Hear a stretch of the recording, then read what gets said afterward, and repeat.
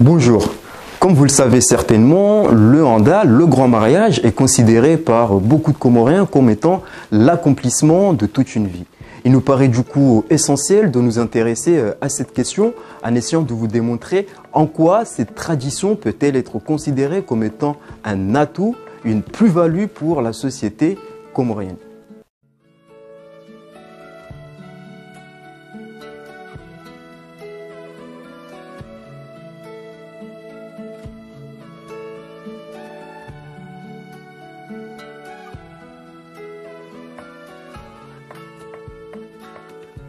Déjà, pour commencer, il faut savoir que le grand mariage, c'est un peu le reflet des traditions et des coutumes comoriennes.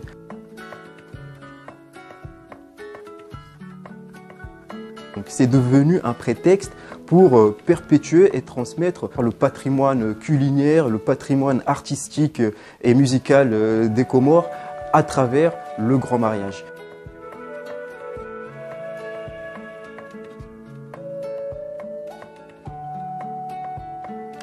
Donc le grand mariage est aussi quelque chose de très important dans un monde globalisé dans lequel l'individualisme prime sur les organisations collectives.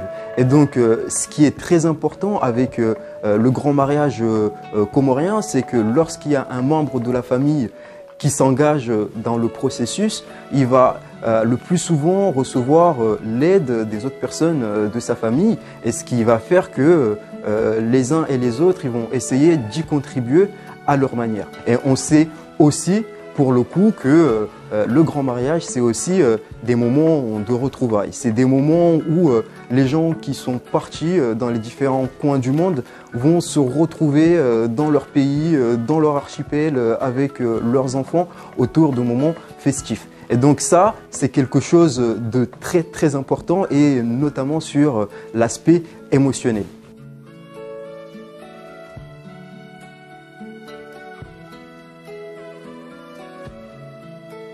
Mais le grand mariage, c'est avant tout, pour beaucoup de Comoriens, un moment de redistribution des richesses.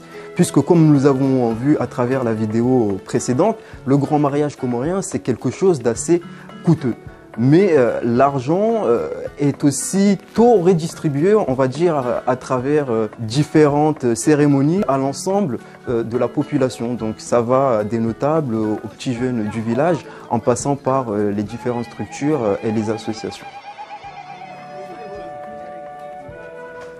Et donc, une fois qu'on accomplit tout ça, ça nous donne d'une certaine manière la possibilité de pouvoir prendre part au débat public, la possibilité de pouvoir prendre part aux grandes décisions qu'il va y avoir dans le village, lorsque ça concerne les affaires du village, les affaires de la région ou même les affaires du pays.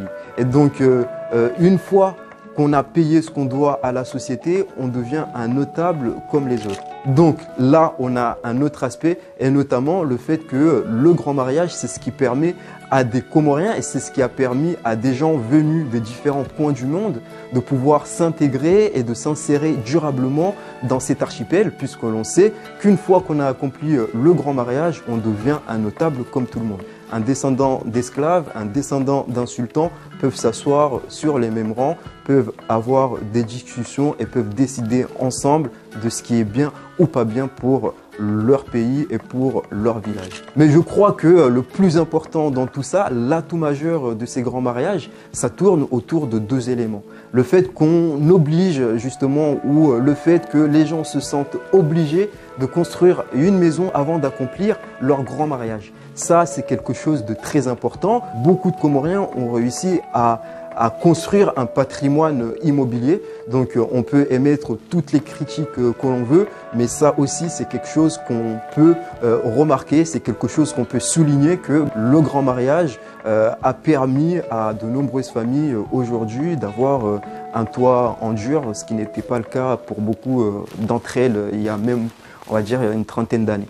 Et donc le grand mariage, c'est aussi très important parce qu'on est un peu dans une compétition un peu saine où chacun il essaye aussi de construire sa maison parce que le voisin il l'a fait, parce que avoir une maison un peu bancale le jour de son mariage, c'est quelque chose d'un peu bizarre. Et donc, on peut tout simplement noter et souligner le fait que voilà, le grand mariage a permis à énormément de Comoriens d'acquérir un patrimoine, on va dire, immobilier, et donc un patrimoine qu'ils peuvent derrière léguer à leurs enfants. Et donc, ce qui est très important de souligner ici, c'est le fait que, in fine, ce patrimoine, il appartient à la femme. Parce que dans la société comorienne, c'est l'homme qui part de chez lui, donc qui part de sa famille maternelle, pour aller dans la famille de sa femme et qui devient, pour le coup, le patriarche de cette famille.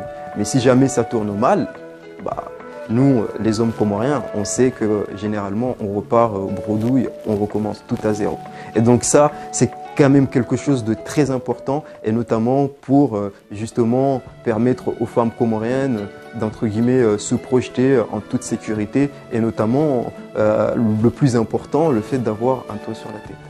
Donc le dernier élément que l'on peut noter, c'est aussi le fait que dans le cadre de ces grands mariages, les gens qui l'accomplissent, ils vont généralement acheter de l'or, meubler leur maison. Et même si ces achats ils se font à l'extérieur, il n'empêche que derrière, ces marchandises atterrissent aux Comores, donc dans les maisons des gens. Et il faut aussi souligner quelque chose de très important, c'est que pour ce qui est de l'or, c'est quelque chose qui ne perd pas de valeur. Et donc on oblige les familles à avoir de l'or au moment d'accomplir leur grand mariage, mais cet or, généralement, il va rester au sein de la famille. Et donc, s'il y a un problème, on peut toujours prendre un collier, une bague pour justement les vendre et pour pouvoir régler les soucis du quotidien. Et là encore, en cas de problème, en cas de divorce, tous ces bijoux appartiennent à la femme et aux enfants. Et donc, une fois encore, l'homme y repart bredouille.